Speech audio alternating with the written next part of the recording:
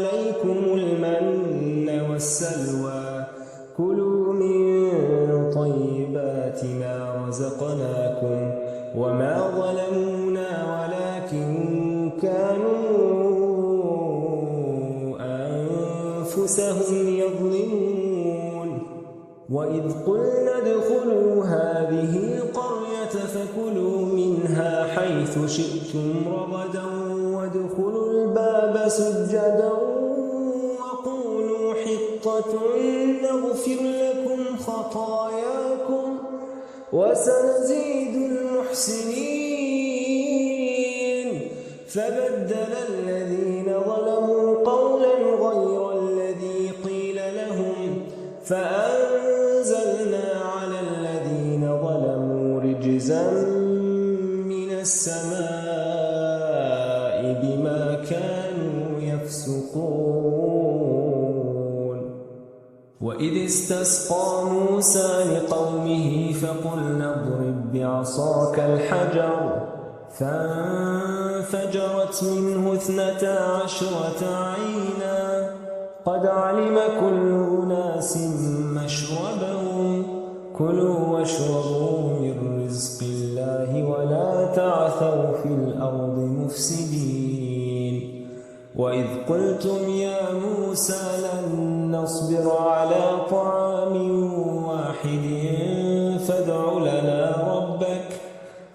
لنا ربك يخرج لنا مما تنبت الأرض من بقلها وقثائها وفومها وعدسها وبصلها قال أتستبدلون الذي هو أدنى بالذي هو خير اهبطوا مصرا فإن لكم ما سألتم وضربت عليهم الذلة والمسكنة وباءوا بغضب من الله ذلك بأنهم كانوا يكفرون بآيات الله ويقتلون النبيين بغير الحق ذلك بما عصوا وكانوا يعتدون إن الذين آمنوا والذين هادوا والنصارى والصابئين من آمن بالله واليوم الآخر وعمل صالحا فلهم أجرهم عند ربهم ولا خوف عليهم ولا هم يحزنون وإذ أخذنا ميثاقكم ورفعنا فوقكم الطور خذوا ما آتيناكم بقوة واذكروا ما فيه لعلكم تتقون ثم توليتم من بعد ذلك فلولا فضل الله عليكم ورحمته لكنتم من الخاسرين ولقد علمتم الذين اعتدوا منكم في السبت فقلنا لهم كونوا قردة خاسئين فجعلناها نكالا لما بين يديها وما خلفها وموعظة للمتقين وإذ قال موسى لقومه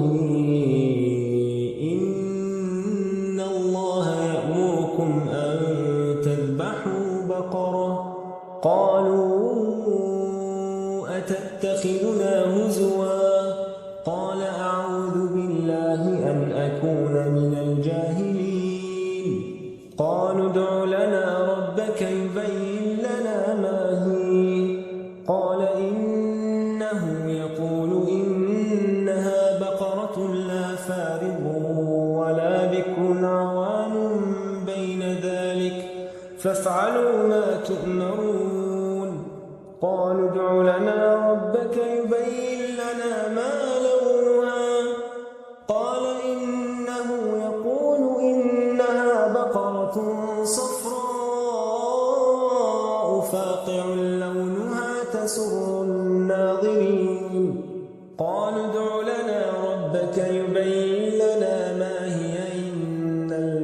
تشابه علينا وإنا إن شاء الله لمهتدون قال إنه يقول إنها بقرة لا ذلول تثير الأرض ولا تسقي الحرث مسلمة لا شية فيها قالوا الآن جئت بالحق فذبحوها وما كادوا يفعلون وإذ قتلتم نفسا فادارأتم فيها والله مخرج ما كنتم تكتمون فقل